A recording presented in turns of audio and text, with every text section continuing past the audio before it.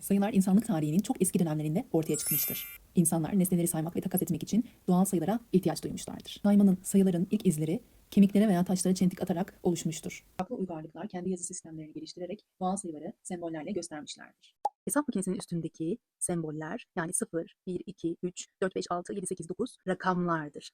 Sıfırdan 9'a kadardır. En büyük rakam 9'dur. En küçük rakam 0'dır. 10 sayısı rakam değildir. Hatta ondan büyük bütün sayılar rakam olamaz. Bu rakamlara onluk sayma sisteminin rakamları diyebiliriz. Hesap makinesindeki rakamlar elemanlar, kümelenir ve rakamlar kümesini oluşturur. Onluk sayı sistemindeki rakamlar kaç tanedir? Burada 9 tane, bir tane de burada olduğuna göre onluk sayı sisteminde 10 tane rakam vardır. 10 tane rakamın içinde 10 yoktur, 0 vardır. Rakamların hepsi aynı zamanda doğal sayıdır. Evet, doğal sayılar sadece rakamlardan oluşmuyor. Bu rakamların bir araya gelmesiyle oluşan sayıları da barındırıyor.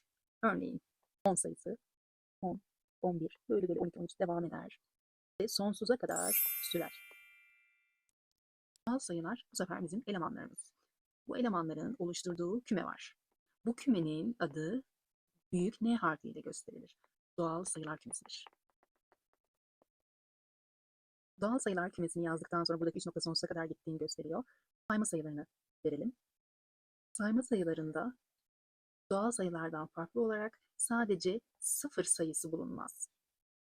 Geri kalan bütün doğal sayılar sayma sayıların içine girer. Çünkü bir nesnenin varlığını yokluğunu ele almıyor. Saydığımıza göre o nesne vardır. Örneğin elma olsun.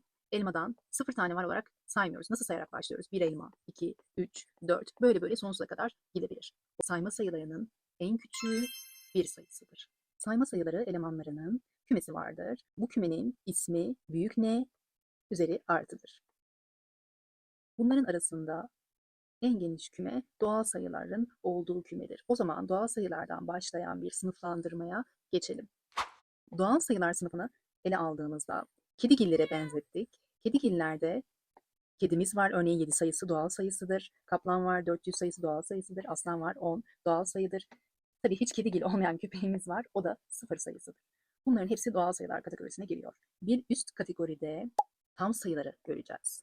Tam sayılar tablosunu ele aldığımızda ben tam sayı, doğal sayıyı da ele alabilirim, içimde var diyor. Çünkü memeler sınıfında kedigiller vardır. O zaman tam sayılar sınıfında doğal sayılar da vardır. Peki doğal sayılar harici bu tam sayılarda neler olabilir? İşte ona bakıyoruz. Tam sayılar doğal sayıların hepsini barındırıyordu. Demek ki doğal sayıları hepsini tam sayılar olarak buraya yazacağız. Ondan hariç, şuradaki resimlere baktığımızda asansörde doğal sayılardan hariç başka sayılar da görüyoruz. Ve deniz seviyesinde sıfırdan daha düşük bir seviyeye ihtiyaç duyuyoruz. Termometrede 0 dereceden hariç onun altında kalan bir seviyeye, dereceye ihtiyaç duyuyoruz. Negatif olan sayılar da vardır. Demek ki tam sayılarda negatif sayıları da ekleyerek elemanları oluşturacağız. Tam sayılarda sıfırdan sonra nasıl sonsuza gidiyorsa sıfırdan önce de negatif sayılar sonsuza gider. Önünde eksi işaret olan bütün sayılar negatif sayılardır. Sıfırdan büyük olan sayılar önünde gizli bir artı barındırır. Bunlar da pozitif sayılar olarak isimlendirilir. Tam sayılardaki sıfır sayısı ise ne artı ne de eksidir. Sıfır sadece referans noktasıdır. Sıfır pozitif sayıdır diye bir yorum görürsek, hayır yanlış, sıfır pozitif sayı değildir deriz. Sıfır negatif bir sayıdır diye yorum görürsek, hayır yanlıştır, negatif bir sayı değildir. Sadece sıfır referans noktası olan bir tam sayıdır. Testlerde sıfırın işareti pozitiftir. Önünde gizli artı vardır diye bir yorum varsa hayır yanlıştır. Sıfırın hiçbir işareti yoktur. Testlerde sıfır negatif bir sayıdır derlerse hayır yanlış. Önünde eksi işareti vardır derlerse hayır yanlış. Önünde eksi işareti kesinlikle yoktur. Sıfır işaretsizdir. Elemanları tam sayılar olan kümenin adı büyük Z harfidir. Negatif tam sayıların oluşturduğu kümenin ismi büyük Z eksidir. Referans noktasının kümesi şu şekilde gösterilir. Bu pozitif tam sayıların kümesinin ismi büyük Z artıdır. Dikkat edersek pozitif tam sayılar kümesi ile sayma sayılar kümesi, yani doğal sayıların pozitif olduğu küme birbirine eşittir. Doğal sayılar kümesi büyük N harfi demiştik. Çünkü Natural numbers. evet, buradaki tam sayılar kümesinin büyük Z harfi de sanırım şu kelimeden geliyor. Zahlen. Almanca. Bu Z kümesini başka nasıl yazabiliriz? Bakalım. Z eksi birleşim 0 elemanlı küme. Buradaki işaret birleşim işaretidir. Birleşim Z artıdır. Bir sayı doğrusu çizdik. Buradaki uçlar sonsuza gittiğini gösteren oklar. Referans noktamız 0'ı yazdık. Referans noktamızın sağ tarafında, yani pozitif tarafında olan kısmı büyüktür. Sol tarafında olan kısmı, bu taraf, küçüktür. Sorularda şu tür yorum oldu mu doğru diyeceğiz. Sayı doğrusunda sayılar sağdan sola doğru küçülür. Küçülür, tamam. Soldan sağa doğru da sayılar büyür. Soldan sağa sayılar büyür. Sayı doğrusundan bakarak anlayacağımız üzere pozitif tam sayıların en küçüğü, pozitif tam sayıların en küçüğü 1'dir. Negatif tam sayıların en büyüğü bu tarafa doğru büyüdüğüne göre negatif sayılar bu kısım, bir göre negatif kısımların en büyüğünde olan sayı eksi 1'dir. Bunları böyle sayı doğrusu çizerek anlayabiliriz. Doğal sayıların en küçüğü kaçtı? 0 rakamıydı. Testte 0'a yakın olan negatif sayılar büyüktür diye bir yorum varsa doğru mudur sizce? Evet, 0'a doğru büyüdüğü için sayılar 0'a yakın olan negatif sayılar da büyüktür. Peki testte 0'a yakın olan pozitif sayılar küçüktür diye bir yorum varsa doğru bir yorum mudur? 0'a yakın pozitif tam sayılar gitgide küçüldüğü için evet, 0'a yakın olan pozitif sayılar küçüktür. Buradaki sayı kategorilerinden en genişi artık ne olur? Doğal sayı yerine tam sayılar olur. Tam sayılar en genişi ise bundan daha geniş bir olan bir sayı kümesi var mıdır? Haydi ona bakalım. Doğal sayılar, tam sayılar ve rasyonel sayılar. Rasyonel sayılar içinde hem tam sayılar vardır hem doğal sayılar vardır. Rasyonel sayıları omurgalı hayvanlara benzetirsek, omurgalı hayvanlara giren memeliler, memelilerin içinde olan kedigiller de vardır. O yüzden rasyonel sayıların içinde tam sayılar ve doğal sayılar bulunur. Haydi rasyonel sayıları biraz daha yakından inceleyelim. Bir bütünü, bir pastayı parçalara ayırmayı öğrenmiştik. Kesir olarak ele alıyorduk. Bunu hatırlamayanlar için kesir eşittir bir tane doğal sayının bir tane doğal sayıya bölümüdür. Yani kesirde yukarıda pay olur, aşağıda kesir çizgisinin aşağısında payda olur. Bu pay doğal sayılardan oluşur, payda da doğal sayılardan oluşur. Buradaki örnekte görüldüğü üzere bir tam parçayı 8 parçaya ayırdığımızda bu 8 parçaya ayrımı 8'de 1 bölü 8 olarak gösteriyoruz. Bir tam parçayı 2 eş parça ayırınca 1 bölü 2, 6 eş parça ayırınca 1 bölü 6 olarak gösteriyorduk. Bu kesirden rasyonel ifadelere nasıl geçeceğiz? Kesirdeki pay kısmında olan yere doğal sayı değil de tam sayıları alırsak, paydadaki sıfırdan farklı doğal sayı yerine sıfırdan farklı tam sayıları alırsak o rasyonel sayılar olur işte. Peki paydayı neden sıfırdan farklı olarak alıyoruz? Çünkü elimizdeki bütünü eğer elimizde sıfırsa, yani yoksa, nasıl eşit paylara ayırabiliriz? Sıfır ise eşit paylara ayıramayacağımız için paydayı sıfır alamıyoruz. Tam sayılara doğru geri dönelim. Geri döndüğümüzde 1 bölü 2 bir rasyonel sayı olabilir. 0 bölü 1 bir rasyonel sayı olabilir. Eksi 1 bölü 0 bir rasyonel sayı olabilir mi? Hayır, paydası 0 olduğu için rasyonel sayı olamaz. Eksi 2 bölü eksi 1 bir rasyonel sayı olabilir mi? Biz bunu düşünürken şuraya bakalım. Termometre şu an burada sıcaklığı gösteriyor. Bu noktadan sıfıra indiğinde sıfırdan da daha fazla inmeye başlıyor. Eksi 1, eksi 2 diye gider diye tam sayıları öğrenmiştik. 0 ile eksi 1 arasında azalma yapılırken orada sayılar oluşur mu? Örneğin sayı doğrumuzu çizerek bakalım. Sayı doğrusundaki 0 ve -1 sayılarını belirttik.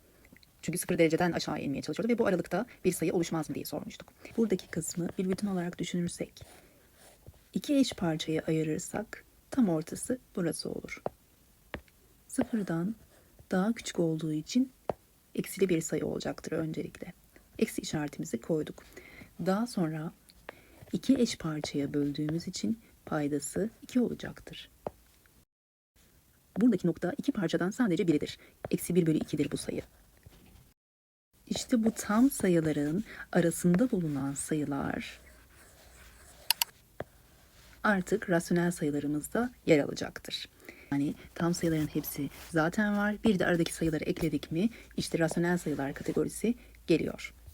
Yani omurgalı hayvanlar. Öyleyse az evvel sorduğumuz -2/-1 gayet de olabilir. Çünkü ikisi de payda tam sayı, payda da tam sayıdır. 0 dereceden -1/2 dereceye azalabilir. -1/3, -1/4, böyle -1/1000 azalabilir. Zaten gittikçe azaldıkça da -1 dereceye yaklaşır. Negatif rasyonel sayılar büyüdükçe sıfıra yaklaşır. Pozitif rasyonel sayılar böyle sonsuza kadar gider tabii. Pozitif rasyonel sayılar küçüldükçe sıfıra yaklaşır. Rasyonel sayılarda, sıralamada ve bölme işleminde özellikle durup dikkat etmenizi şimdiden tavsiye ediyorum. Rasyonel sayılarının oluşturduğu kümenin ismi büyük Q harfidir. Büyük Q harfinin kelimesi Quotient. bölüm anlamına gelen bir kelimedir. Çünkü bölümden parçalar alıyoruz. Negatif rasyonel sayılarda eksiği tam yanına mı yazıyoruz, üste mi yazıyoruz, aşağıya mı yazıyoruz? Bu tür kafa karışıklığı soruları olmasın diye baştan belirtelim. -1 sayısını ele alarak düşünelim en basitini. -1 eşittir. -1'e 1'e de bölsek yine sonuç -1'dir değil mi? O zaman bu eşitliği yazmamız doğrudur. Bir sayısını -1 sayısına bölersek sonuç ne olur? Sonuç 1 bölü -1'in sonucu da -1'i verir. Demek ki bunların hepsi birbirine eşittir. Rasyonel sayıyı -1/1 olarak yazarsak 1'in 1'e bölümü 1'dir. Önünde eksi olduğu için -1'dir. Demek ki buradaki sayılara eşittir. 4 farklı şekilde de burada gösterilebilir. Hepsi de birbirine eşittir. Şimdi -1/2'yi ele alarak ilerleyelim. Bunu eksiği paya aldığımızda -1/2 yazdığımızda yine birbirine eşit olur. Peki eksiği bu sefer paydaya yazalım. Yine eşitlik bozulmaz. Bu üç gösterimde de -1/2 ifadesini gösterebiliriz. Tam sayı olan rasyonel sayıyı ele alalım. Örneğin -3'ü. -3'ü 1'e bölsek -3'ü verir. O zaman eşitlik sağlanır. 3'ü -1'e bölsek yine sonuç -3'ü verir. Eşitlik sağlanır. Eksiği en başa alsam yani kesir çizgisinin önüne 3/1 şeklinde yazsak 3'ü 1'e bölünce sonuç 3 verir. Önünde eksi olduğu için -3 olur. Yani buradaki eşitlik sağlanır. 4 gösterim de doğrudur. Tam sayılarda da negatif vardı ve onların kümesi de vardı. Pozitif tam sayıların da kümesi vardı. Aynı şey rasyonel sayılar için de geçerli midir? Negatif rasyonel sayılarını Q eksi olarak göstereceğiz küme adında. Pozitif rasyonel sayılarını da Q artı olarak gösterelim. Q kümesi eşittir. Q negatif birleşir. Sıfır kümesiyle birleşir. Q artı kümesiyle. Bunlar matematikteki birleşim işaretleriydi. Rasyonel sayılar tablomuza baktığımızda -3/5, 1/2, 3/4, 2/7 örneğini görüyoruz. -10, -1, eksi karekök 9 eşittir eksi karekök 3 de rasyonel sayıdır. Çünkü tam sayıları da kapsadığı için. Hatta bunu daha da açalım. Karekökün içinde 9 dediğimiz sayı 3'ünün karesi var. Bu 3'ünün karesindeki kare ve karekök birbirini götürür. Eksi mutlak değer içinde 3 gelir. O da -3'e eşit olur. Yani karekökte ifade gördük diye hayır olamaz diyemeyiz. Karekökün içinde bir sayının karesi var mı? Ona dikkat edip eşitliğini bulup ona göre tam sayı ve sayı olabileceğini söyleyebiliriz. Peki rasyonel sayıları sadece bu şekilde mi gösterilir? Rasyonel sayılar sadece bu şekilde gösterilmez. Ondalık sayı, ondalık gösterim de vardır. Yüzde gösterim de vardır. Haydi onlara da bakalım. Böylece rasyonel sayıları iyice tanıyalım. Rasyonel sayının ondalık gösterimi paydası 10 olunca bakalım nasılmış. 3/10 dediğimizde 3'ün içinde 10 var mıdır? Hayır, yoktur. Yoksa 0 doğal sayısını yazdık, virgül. 0 kere var dediysek yanına artık 0 ekleyebiliriz. 30 sayısının içinde 10 var mı? Evet, 3 kere var. 30 çıkınca 0 oldu. Demek ki ondalık sayımız 0,3'müş. Yüzdesini hesaplamak istediğimizde yüzde dediği için bize yüzde kaç lazım? O yüzden paydanın 100 olması için 10 ile genişletiyoruz. 10 ile genişlettiğimizde pay 30, payda da 100 olur. Demek ki buranın eşitliği %30'muş. 3 bölü 100 rasyonel sayısını ele aldığımızda 3 bölü 100. 3'ün içinde 100 yoktur. 0 kere vardır. 0 virgül dedik artık. 30'un içinde 100 var mı? Olamaz. 30 küçük bir sayı. O yüzden bir tane daha 0 koyduk virgülden sonra ve buraya da artık 0 koyma hakkı kazandık. 300'ün içinde 100, 3 kere vardır. 300 çıkınca 0 kalır. Demek ki ondalıklı sayı, onda 0 tam %3'tür. Evet, buranın paydası 100 olduğu için yüzde kaçmış sayımız? %3'tür. Artık dikkat ettiysek paydayı 10 kat arttırdıkça buradaki sıfırlar artıyor. Bunu bölerek de bulabilirsiniz. Bu bölerek bulma işlemini de sizlere bırakıyoruz. Biz burada pratik olanı verdik. 0,003 olacaktır. Ondalıklı sayı gördüğümüzde onun rasyonel sayı biçimi olduğu için bu rasyonel sayılar kategorisine girer diye yorum yapabiliriz. Bize yüzde gösterimi verildiğinde onu rasyonel biçimde yazabileceğimiz için rasyonel sayılar kümesine girebilir. Şimdi ondalıklı sayılardan bir de devirli ondalıklı sayı vardı. O rasyonel sayıya girer mi? Haydi ona bakalım. Bu sefer bir sayısını 3'e bölüyormuşuz. Çünkü 1 bölü 3 rasyonel sayısını vermiş. 1'in içinde 3 olamaz. 1, 3'ten küçük bir sayı. O yüzden 0 kere vardı deyip virgülümüzü attık. Attığımız için buraya 0 koyma hakkımızı kullandık. Onun içinde 3, 3 kere vardır. 3 kere 3, 9 çıkınca 1 kalır. Artık virgülden sonra buradaki yerlerde devamlı 0 eklemek zorunda değiliz. Buraya 0 koyup devam ettirebiliriz. Onun içinde 3, 3 kere vardı. 9 çıktı. Yine 3 kaldı. Böyle 3, 3, 3 diye devam ettiğini sizler de bakarak görebilirsiniz. 3, 3 diye sonsuza kadar gidiyorsa buranın ondalıklı sayı eşiti şu şekildedir. 0 tam 3, 3, 3 sonsuza kadar gider. Bunun matematikte kısa gösterimi 3 üzeri çizgidir. Bunu daha detaylı öğrenmek için devirli ondalıklı sayılar videomuza bakabilirsiniz. Devirli ondalıklı sayı gördüğümüzde bunun eşit olan rasyonel sayıdır deyip rasyonel sayılara girer diyebiliriz. Tam sayılardan daha geniş sayılar olan tam sayılardı, ondan da daha geniş olan rasyonel sayılardı. Rasyonel sayıları omurgalı hayvanlara benzetmiştik. Bir de omurgasız hayvanlar vardı canlılar aleminde. Omurgasız hayvanları da irrasyonel olarak düşünebiliriz. Yani irrasyonel olamayan sayılardır. Omurgasız hayvanların yanındaki sayılarda ondalıklı sayıya benzeyen bir ifade görüyoruz. Bu ifade nasıl rasyonel sayı olamaz diye aklımıza soru gelebilir. O yüzden irrasyonel sayıları detaylı inceleyelim. İrrasyonel sayı tam sayı bölü tam sayı olarak temsil edilemeyen sayıdır. 0 tam onda 3 ondalıklı sayı rasyonel sayıydı. Demek ki 0 tam onda 3 gibi sonlu olamayan sayılar irrasyonel sayı olacaktır. Devirli ondalıklı sayı rasyonel sayıydı. Demek devirli ondalıklı sayıda sonlu ve tekrarlı olmayan sayılar irrasyonel sayılar olacaktır. İrrasyonel sayıların özelliklerini yakaladığımıza göre tablodaki örneklerine bakalım. Pi sayısı 3,14 nokta nokta diye gidiyor. Bu sonlu olmayan ve birbirini tekrar etmeyen bir sayı olduğu için irrasyonel sayıdır. Evet, bu sağladı.